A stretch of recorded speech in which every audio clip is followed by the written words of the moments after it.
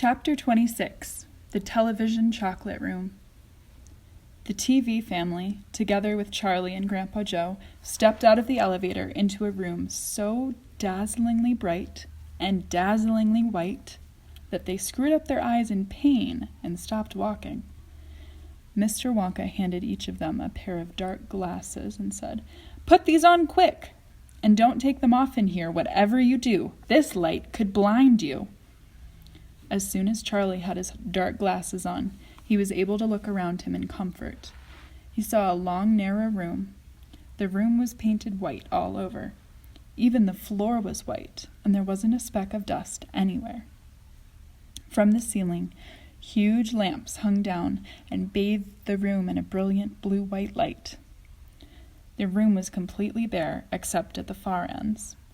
At one of these ends there was an enormous camera on wheels, and a whole army of Oompa Loompas was clustering around it, oiling its joints and adjusting its knobs and polishing its great glass lens. The Oompa Loompas were all dressed in the most extraordinary way. They were wearing bright red spacesuits, complete with helmets and goggles. At least they looked like spacesuits. And they were working in complete silence. Watching them, Charlie experienced a queer sense of danger. There was something dangerous about this whole business, and the Oompa Loompas knew it. There was no chattering or singing among them here, and they moved about over the huge black camera slowly and carefully in their scarlet spacesuits. At the other end of the room, about 50 paces away from the camera, a single Oompa Loompa, also wearing a spacesuit, was sitting at a black table gazing at the screen of a very large television set. "Here we go," cried Mr. Wonka, hopping up and down with excitement.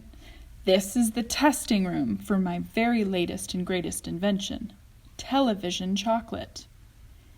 "But what is television chocolate?" asked Mike TV. "Good heavens, child, stop interrupting me," said Mr. Wonka. "It works by television. I don't like television myself. I suppose it's all right in small doses, but children never seem to be able to take it in small doses.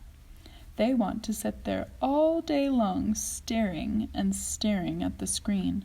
"That's me," said Mike TV. "Be quiet," said Mr. TV.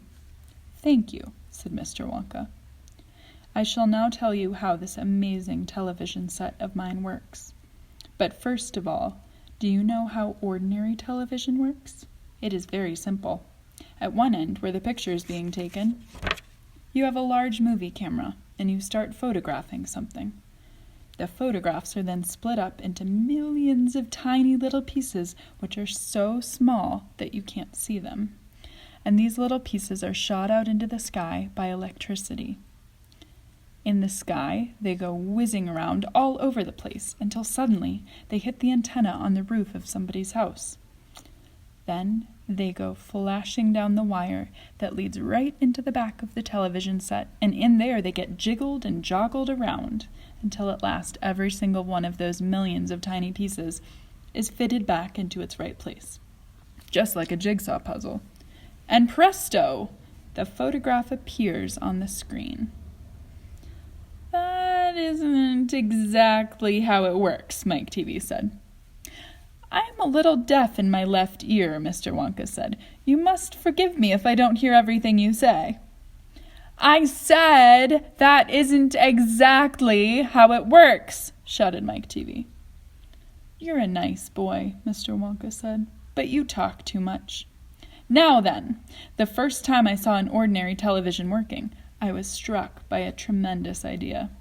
'Look here,' I shouted. 'If these people can break up a photograph into millions of pieces and send the pieces whizzing through the air and then put them together again at the other end, why can't I do the same thing with a bar of chocolate? Why can't I send a real bar of chocolate whizzing through the air in tiny pieces and then put the pieces together at the other end, all ready to be eaten?' "Impossible," said Mike TV. "You think so?" cried Mr. Wonka. "Well, watch this. I shall now send a bar of my very best chocolate from one end of this room to the other, by television. Get ready there. Bring in the chocolate." Immediately, 6 Oompa Loompas marched forward, carrying on their shoulders the most enormous bar of chocolate Charlie had ever seen. It was about the size of the mattress he slept on at home. "It has to be big," Mr. Wonka explained, "because whenever you send something by television, it always comes out much smaller than it was when it went in. Even with ordinary television, when you photograph a big man, he never comes out on your screen any taller than a pencil, does he?" "Here we go, then. Get ready." No, stop! Hold everything! You there, Mike TV, stand back! You're too close to the camera. There are dangerous rays coming out of that thing. They could break you up into 1,000,000 tiny pieces in 1 second. That's why the Oompa Loompas are wearing spacesuits. The suits protect them. All right, that's better. Now then, switch on! One of the Oompa Loompas caught hold of a large switch and pulled it down. There was a blinding flash. "The chocolate's gone!" shouted Grandpa Joe, waving his arms. He was quite right. The whole enormous bar of chocolate had disappeared completely into thin air. "It's on its way!" cried Mr. Wonka. "It is now rushing through the air above our heads in 1,000,000 tiny pieces. Quick, come over here!" He dashed over to the other end of the room, where the large television set was standing, and the others followed him. "Watch the screen!" he cried. "Here it comes! Look!" The screen flickered and lit up. Then suddenly a small bar of chocolate appeared in the middle of the screen. "Take it!" shouted Mr. Wonka, growing more and more excited. "How can you take it?" asked Mike TV, laughing. "It's just a picture on a television screen." "Charlie Bucket!" cried Mr. Wonka. "You take it. Reach out and grab it." Charlie put out his hand and touched the screen, and suddenly, miraculously, the bar of chocolate came away in his fingers. He was so surprised he nearly dropped it. "Eat it!" shouted Mr. Wonka.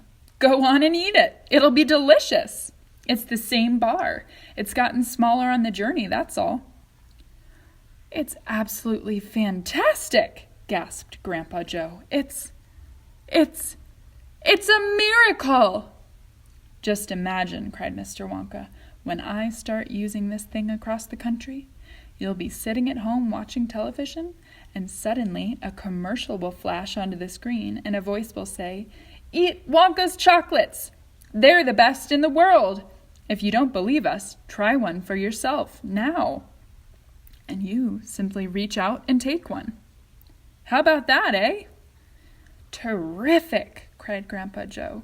"It will change the world!"